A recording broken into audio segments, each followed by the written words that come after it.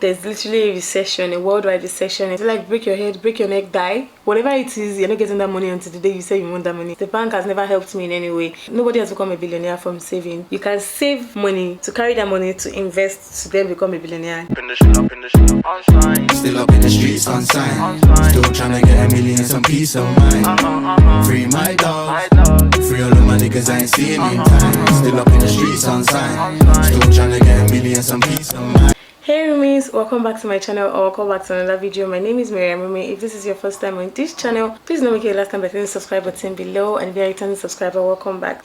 So I've done a couple of videos talking about tips on savings, how to save, how to be frugal and stuff like that. And in today's video, I'm going to be telling you how the key to saving is budgeting. So according to Google, a budget is an estimate of income and expenditure of a set period of time, or over a set period of time. So basically, a budget is literally like an estimate. It's used to control like your spending type of thing. So before I go further on budgeting, I need to say that I've made a lot of videos on savings. I know I've made a lot of videos on savings, but one thing I know for sure is that nobody has become a billionaire from saving. Nobody has become a millionaire from saving. Basically, you always have a purpose to save. You always have like a reason to save. I don't know if I've seen anybody's reason to save is to become a billionaire. You know, it's always to take care of one expenses or the other, one thing or the other, and that's where budget comes in. To become a billionaire, literally you have to invest. Saving cannot save your life. Nobody has become a billionaire by saving.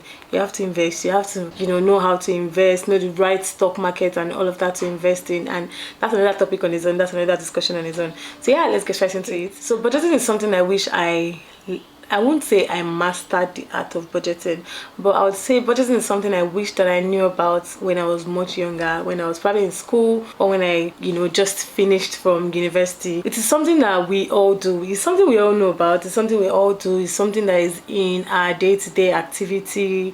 It's something that we come across all the time, but not everybody really understands the meaning of budgeting, and not everybody really understands that when you actually master the art of budgeting, it will save you a lot of things. It will save you literally a lot. I, for one, I would just spend on anything I wanted to spend on before. I would say, oh, I need to buy this, and then I just think because I have the money I can go ahead and buy it, or I need to do this, I have the money I can go ahead and do it. But once I decided that I needed to save to do certain things, which is when adulthood hits me when adulthood hits me, I realized that okay, I cannot just up and say I want to do this or I want to do that. You always have to work with the budget. You know that your rent is going to expire in September, and you obviously need to pay your rent. You either save your rent, put your rent aside, put your rent into your budget, like, oh, my earnings, I'm saving this, I'm saving this, my rent is part of the things I need to pay at a certain time. That's what the budget is. You either need to put your rent into budget, or when it's time for you to pay your rent, it starts to run about. Or maybe you have some money, you're one big man and you can just dip your hands in your pocket and just take out the money. So yeah, savings is a thing, but budget is the key to saving. You need to always budget to do stuff. Budgeting always takes your ability to save to a next level. For instance, I, for one, I have my phone here with me because I want to show you guys something. We are in the month of July. Happy new month, guys. And this is also my birthday month. Born in July, 9th of July to be precise. And I knew that my birthday was coming up, and I also knew that I wanted to get myself something. What it is, I'm not going to be telling you guys yet, but I saved towards it, which is literally the same thing as having a budget. I budgeted a certain amount. Literally, I knew I wanted to get something here. I calculated how much it was, and I literally calculated how much I had to save for a certain period of time to be able to afford to get that thing without inconveniencing myself, which was a budget, a plan. A budget, literally. So yeah, I budgeted that I had to save for a certain amount. I have to literally have a certain amount withdrawn from my account every day to be able to purchase that thing I wanted to get. So today right here, you can see, is it focused? My screen is dirty. You go focus. So for some reason it's not focusing, so I'm just going to screen record this for you. I was able to save 805,000 naira in the spacing of, so I started this saving on the 11th of November 2022, and today is 1st of July 2023. So basically I saved for say 9 months. Yeah, 9 months, in the space of 9 months, I was able to save. My original budget for this was 700,000, but I was able to save 805,000 naira by saving 3,000 naira every day for 234 days. And with that, I was able to save 805,000 naira. And with that 805,000 naira, I can be able to get myself the gifts. Right there, you can see it. Gifts. I can be able to get myself the gifts that I said I wanted to get myself. And yeah, that's basically it. The savings target is complete. I would have gone ahead and, you know, withdrawn the money right here in front of you guys, but I've done that a couple of times, so you guys have already seen how I do that. The easiest way for me to save is never through the bank, because I don't know, the bank doesn't help me in any way. I always say this, the bank has never helped me in any way. The bank has never actually given me a cent in addition to any amount I put in the account. Instead, they withdraw my money. They take charges for ATM. They take charges for monthly transactions and all of that. They also take random charges sometimes when you purchase stuff online, when you make a transfer to someone, when someone sends money to you, they're always charging you. Banks are always charging you. I feel like I have money in the bank because I need to have money in the bank to purchase stuff and all of that. Else, I always put the money that I need in my bank, and that's all. Any other money that is like important to me and all of that, you can't find it in my bank. I have other ways of saving money. I have other ways of investing and stuff like that. Talking of investing, I use Chapel Hill Denim for, you know, stuff like that, because I found out that they are pretty trustworthy. I'm not telling you to go and put your money in Chapel Hill. All I'm saying is you can read about them. I'm just giving you an example of like a safe place you can, you know, put your money in and stuff like that.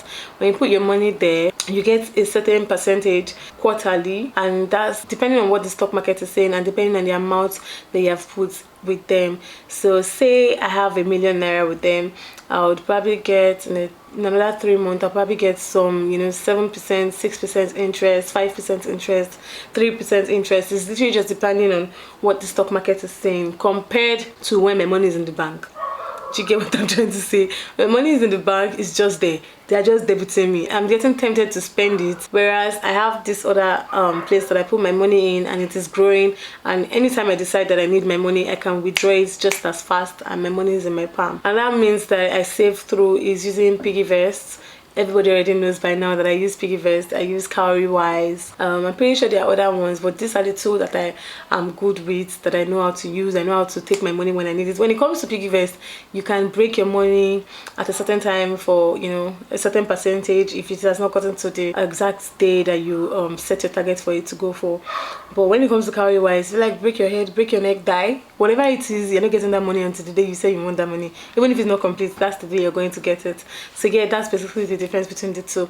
And I feel like you cannot do any of those. You cannot save, you cannot put money in like a, what's it called, investment company like Chapel Hill that I mentioned, or save or anything like that without budget. I always say, oh, I want to be able to put certain amounts in Chapel Hill by so that's a budget. You said it's, you don't know, but that is what it is. Everybody engaged in budgeting, you always have to budget before you do something. Now the way you go about your budget is what is important.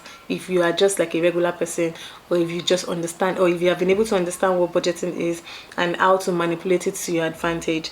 With me, I feel like budgeting is the key to saving, or literally anything whatsoever. Companies budget, a country, the whole Nigeria, America, they all have budgets. Everybody works with a budget, and your budget just makes it easy for you to attain or achieve that goal that you are working towards. I would say you need to master the act of budgeting, no matter how little. There's the 50-30-20 rule on how to manage your money and stuff like that. You can go ahead and read on it. I'm not really going to go into it right now, but the point is, I do not follow that rule, because the 50-30-20 says you know, spend 50 on your need, 30 on your wants, 20 on savings or your debt or stuff like that.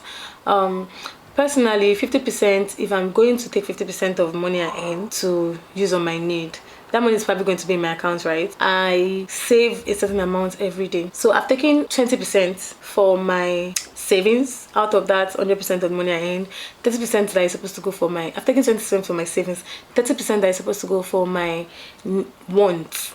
That's the things, basic things that I want, that I have to do. That's 30%. I'm slashing it into 3. Yeah, that's me. That's how I do my own. I slash it into 3.